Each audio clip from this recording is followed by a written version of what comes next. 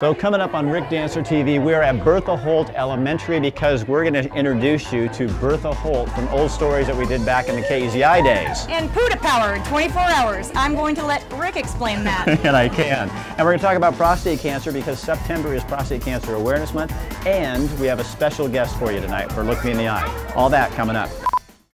I'm not dead. That sounds like something interesting.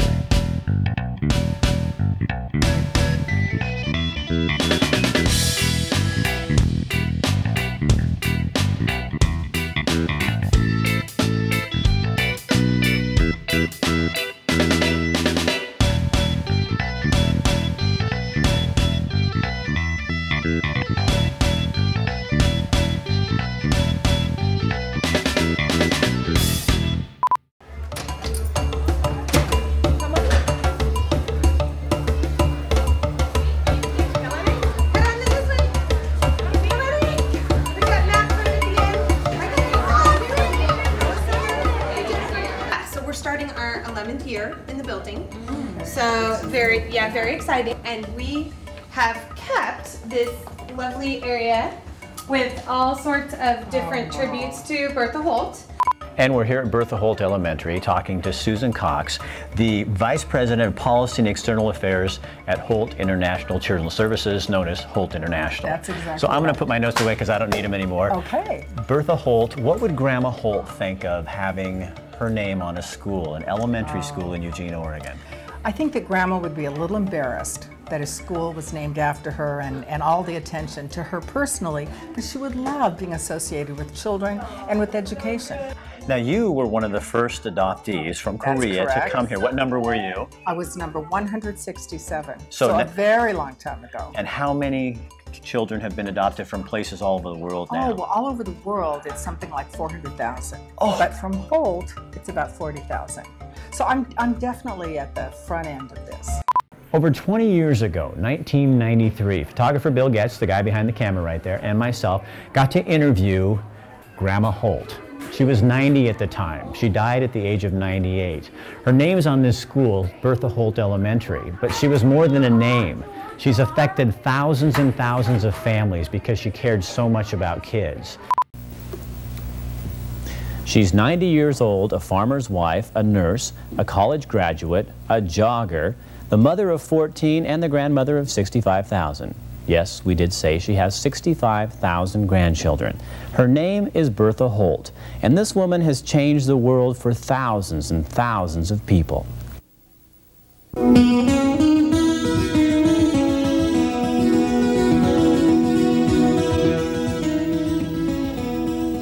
Well, that's our wedding picture. We were married in Denver, Colorado. What year? 1927. When Bertha Holt talks about her life, she always starts with her husband, Harry. And when he was courting me, we had an airplane ride, one of these barnstorming ones, and we paid by the pound. Harry Holt was a Cresswell farmer, a logger, and a man who loved children. He and Bertha had a family of their own. They were in their 50s and thought 6 children was plenty. Until one day they saw pictures showing thousands of helpless orphans in war-torn Korea. And he just pumped up all the courage he had, and he sat up real straight. I would like to go to Korea. Oh, I said, that's wonderful. And he looked rather surprised. And then he asked, how many do you think we could take care of? And that was when I didn't have the courage to say, oh, 8. Harry went to Korea and brought back 8 orphans to add to their family. There was no turning back. The Holts knew their calling was to match up orphans in Korea with childless couples in the United States. Shortly afterwards, Harry was back in Korea building an orphanage. Bertha stayed home and cared for their 14 children. In those early days, dozens of adoptive parents would fly to Korea together on one airplane. Bertha says it thrilled Harry to see the children finally meet their new parents.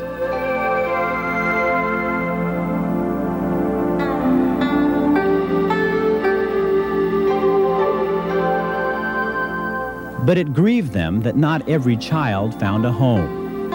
Harry Holt dedicated his life to the children until he died in 1964. Bertha and a dedicated staff took over. And I said, well, let's just try it for a year. And if we see that we can't, if the loyalty was all to Harry instead of to the adoption program, then we can quit. But then the Lord just kept it up, and it just got better and better, and so then eventually they saw that the Lord was going to bless it anyway. What we found in post-revolution Romania. Confined in cribs within state-run orphanages, thousands of children, victims of cruel policies in which Romanian authorities had allowed children to live in subhuman conditions. And people kept calling and calling, saying, what you going to do about Romania?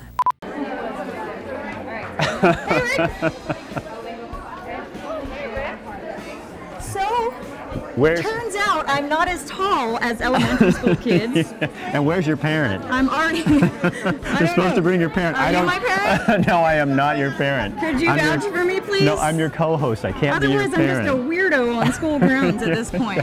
Yeah, the principal wanted to have a little conversation with you. Her office is over there. I won't tell you how I know. Well, I have a map, so if you need to be escorted out, I can do that for you. We have a show to do, but why don't you just go find your classroom? Find my teacher? Yeah, Okay, kindergarten's great. down the hall. Love this school. At Stazak Physical Therapy and Wellness Center, we teach you how to take care of your body and have a better life. I say you don't have to live with pain. Something hurts, but you learn to try to just live with the little aches and pains. You know, and they don't go away. People try different things. They just think that that's just the way life is. At Stazak Physical Therapy, we believe in treating the whole person, head to toe, inside and out, mind, body, spirit. Stazak Physical Therapy and Wellness Center takes a holistic approach to your health. They look at the whole person and offer the latest therapy.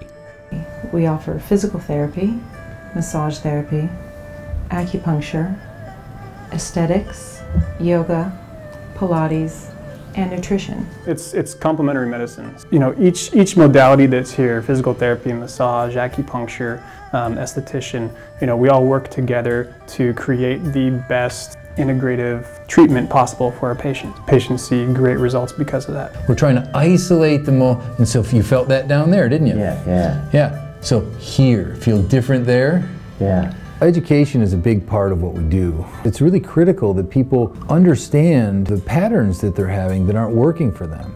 Nutrition is a big part of overall fitness, and at Stazak Physical Therapy and Wellness Center, they offer a full line of Advocare products. So nutrition and the right kind of nutrition and supplementation is really critical for a person's overall health as well. It gives me an awful lot of satisfaction to be able to help people that have had problems and pain for a long time and just thought that they needed to live with them. And I get to make a huge difference in a lot of people's lives. It gives me a tremendous amount of satisfaction. Yes. Life doesn't have to be that way. You don't have to live in pain. It's not the alarm that gets you out on the trail every day. It's your heart, whispering, "Get out of bed, this is your day." Your legs are tired. Your body begs you not to do it. But going back is not an option. This race is against your toughest opponent. This race is against you. You give it your all and will be back tomorrow to do it all over again. And when you finish, because you're never really done, only one thing can restore what was taken and what you gave. Lockmead reduced fat or non-fat chocolate milk. Recovery doesn't get any better than this.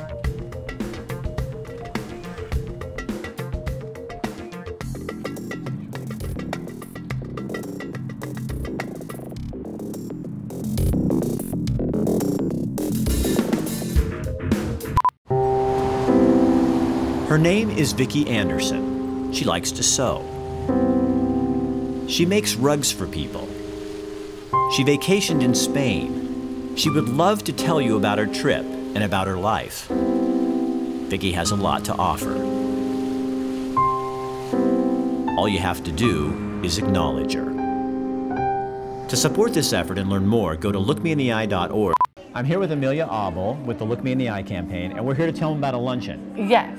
Noon At to noon. 1:15 Yes. at the Valley River Inn on Tuesday, September 9th. Yes. And if you want tickets, you can just go to the website on your screen and you can find out how to reserve tickets. But we're going to be there, and it's going to be a big celebration about what? We are going to get an award together. And we don't even know what that is. You are so honest. I love that about you. Yeah, we are supposedly... We're getting an award. Really? Yes. So that'll be kind of fun. You are so awesome. So this is Ashiatsu. Ashi means foot. Atsu means pressure in, I believe, Japanese. They've been doing different kinds of foot massage for years and years, but Ashiatsu, in the way that I learned it, was developed in the late 90s, I believe, by Ruthie Hardy. And what I do is use my feet, and I use the bars up above the table for my balance. Well, I've been doing massage for almost 16 years, and I've done a lot of deep tissue massage over the years, and with my forearms, I can give about 40 pounds of pressure. This way, I can give up to 140 plus, plus or minus a few pounds of pressure. And it's a broader pressure, of course, because it's using my whole foot.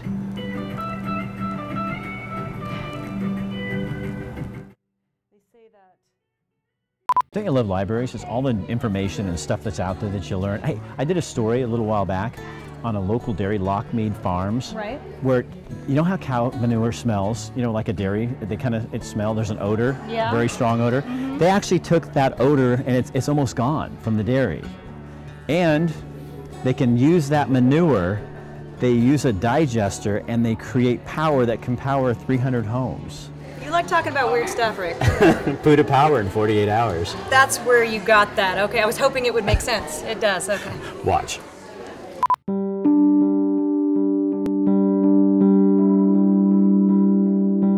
There aren't many dairy farmers who can brag about the fact that their cow manure doesn't smell.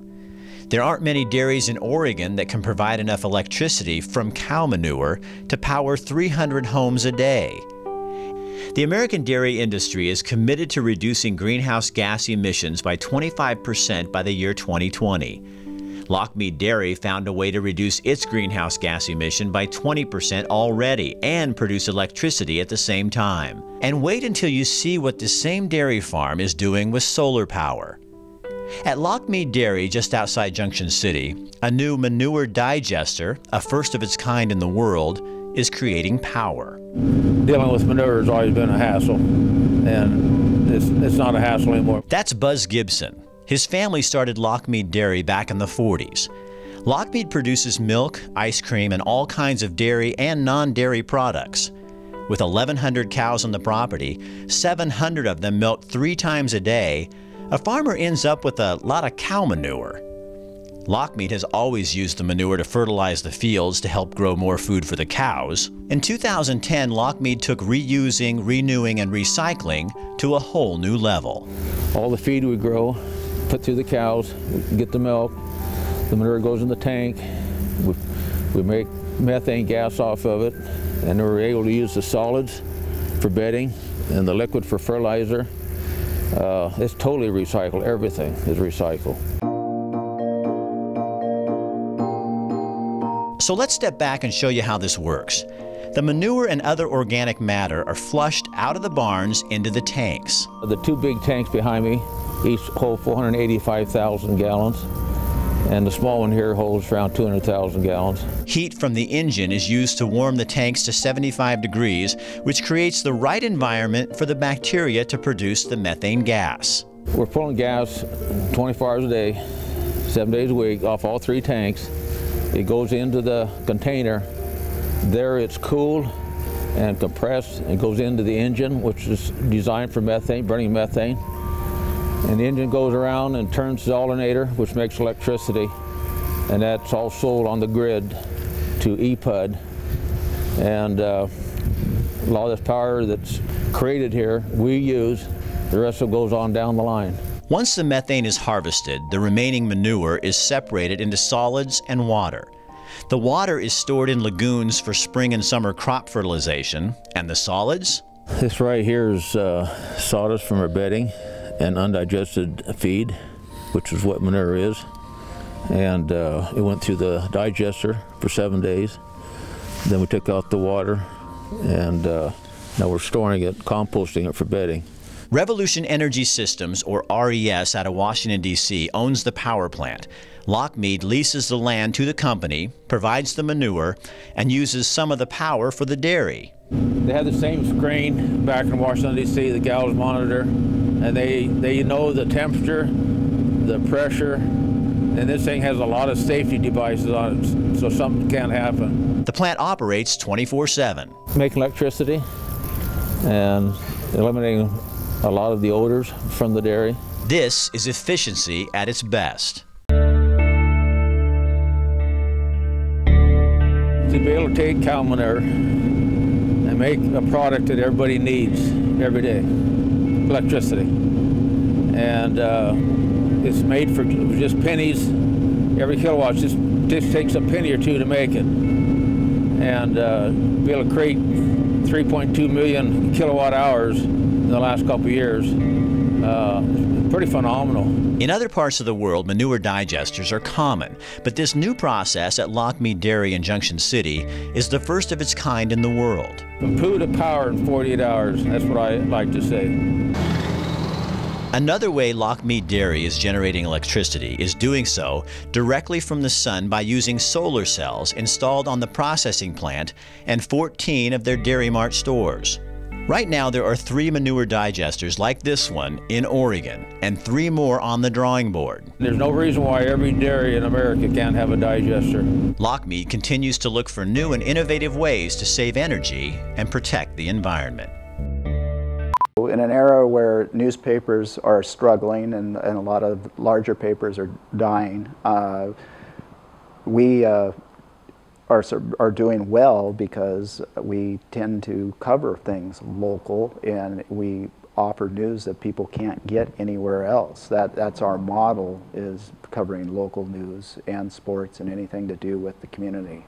Journalism and newspapers and other media sources is important because we have the training. Most of the people that I employ have gone to college and studied journalism, and so what we offer is a source of news that can be trusted. You know, it's in an era where everybody's trying to be the first to get the news out. We actually do some research and talk to the sources and get the story and all the details behind the story. I think a big part of what we do is teach people why they're having problems and what they can do. Physical therapy is not just for athletes, it's for anyone living with pain. You spend some time at a computer, don't you? Yeah. And see, if I was sitting up more. And you'd have more problems if you sat at a computer 8-10 hours a day. We live with pain. Neck, lower back, shoulder, hip, knee, and foot pain. Oftentimes the source of the problem can be found in patterns that we've learned. I can teach you how to make these changes. So what I want you to do is hold your arm straight up like that, all right? And now I want you to hold that band in your hand. Now the only thing the band is... At Stazak Physical Therapy and Wellness Center, we help you unlearn patterns by strengthening stabilizer muscles and your core and identifying the cause of the pain. I like, you know, when people have this realization that it's not as hard as they think. They don't have to just live with this. The light goes on for them about that it's not as hard as they think it is to get past the problems that they have. And we're here with Wine Julia, the real Wine Julia, talking today about something for summer. So this is, we're getting towards the end of the summer, fall's coming up. What do we still need to be drinking right now in terms of wine? I say Riesling.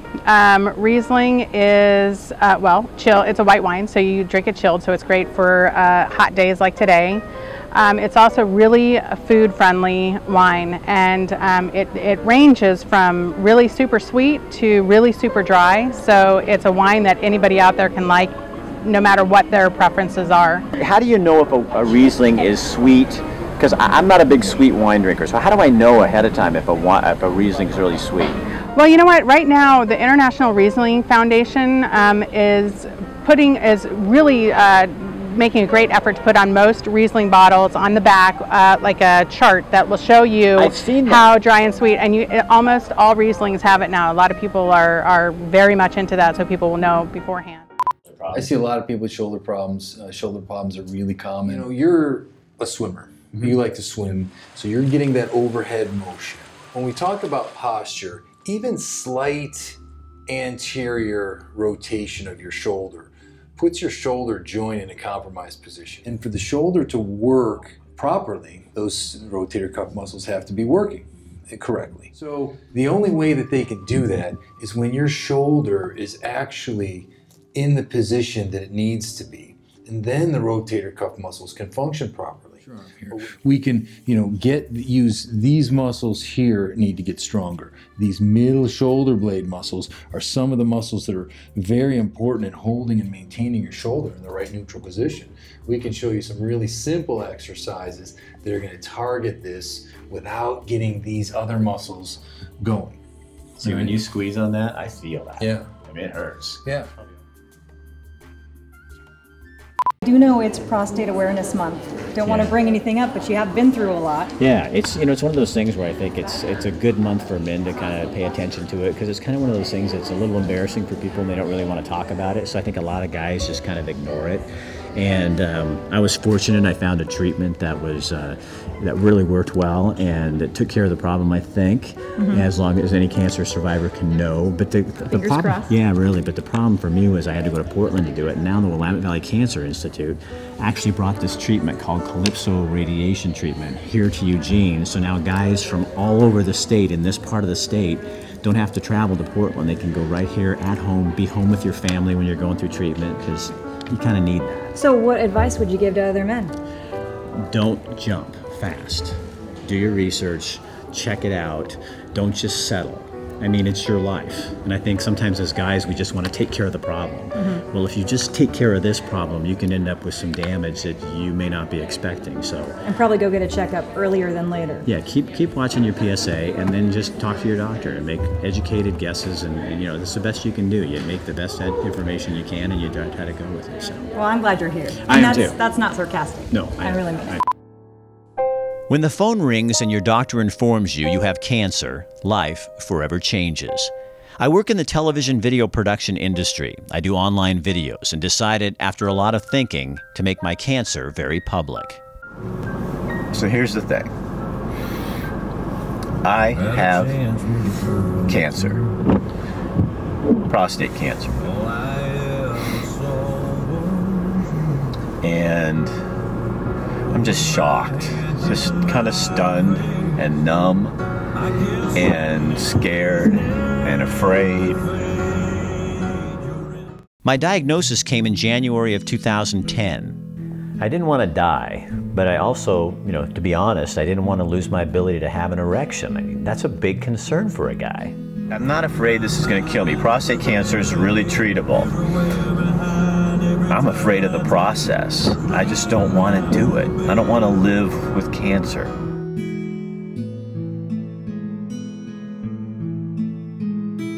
In my late 40s, my PSA jumped.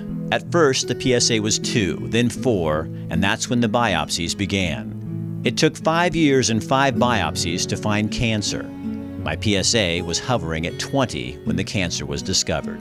That was the horrible process. We felt so alone while we were looking for a treatment. And I remember we'd go to doctor appointment after doctor appointment, and every time we'd come out, we just sit there and cry all the way home. The internet was even worse.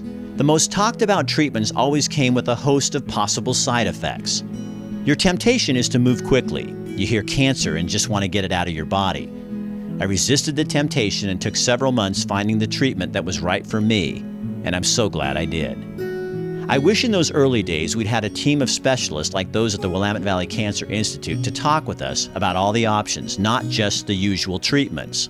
So you can't rely on friends and relatives or other men in your life who've had prostate cancer and do what they did. You really have to go through this process yourself and figure out what's the best treatment for you, or whether you really want to get treated at all at this point.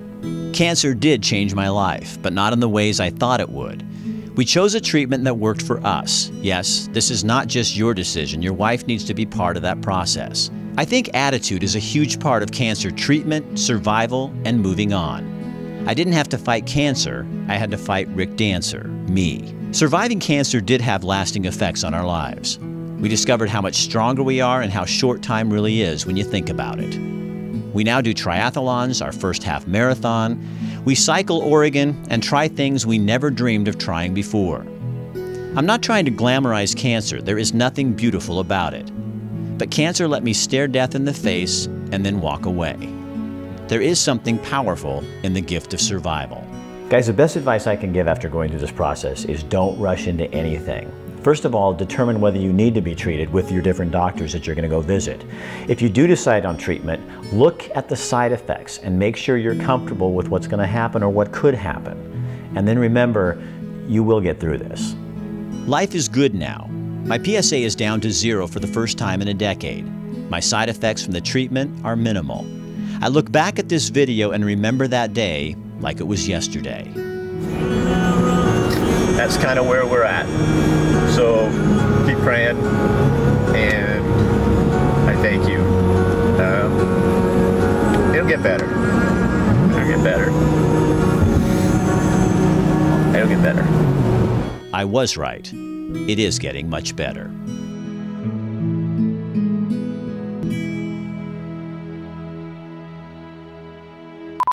So if you're in the market for a video, Rick Dancer Media Services, we create long format videos, shorter videos, YouTube videos, website videos. What we specialize in is telling your story, and we do it with heart, we do it with passion. Sometimes we do it and make it just a little wacky. It's whatever you want. But give us a call to find out more about our services and what we offer. My phone number is right here on the screen, 541-232-3143, or go to rickdancer.com or Rick Dancer TV. Okay, you know what I love about coming back to school? Is when you see all the little kids. Remember when you were in school and you didn't see your friends all summer? Yeah. So they're all like, Billy, Joan. Nobody's named Joan anymore. Did they call you Joan? Oh, things were rough on Rick, man. Now you know it. Tough. Now you understand why I wear this color, right? I spent my summers in Alaska, so it was always exciting to come back because it was, you know, back to Oregon and back to school. And I see everybody kind of reuniting out front, which is exciting. I kind of wanted to get in on that, but then I'm just kind of I'm social. And like I said, they're about as tall as me. So, I mean, I thought that was a bad thing, but I blend really easily. Yeah, she found a place she fits in. Grade school. It's amazing. Kathy was okay with me to be your girlfriend, remember? Yeah, you're my only one. She's just my friend. You're my only girlfriend. Okay. I don't have any more. Kathy says I can only have one. Plus, I'm certifiably crazy, so I'm allowed to call him that. Okay.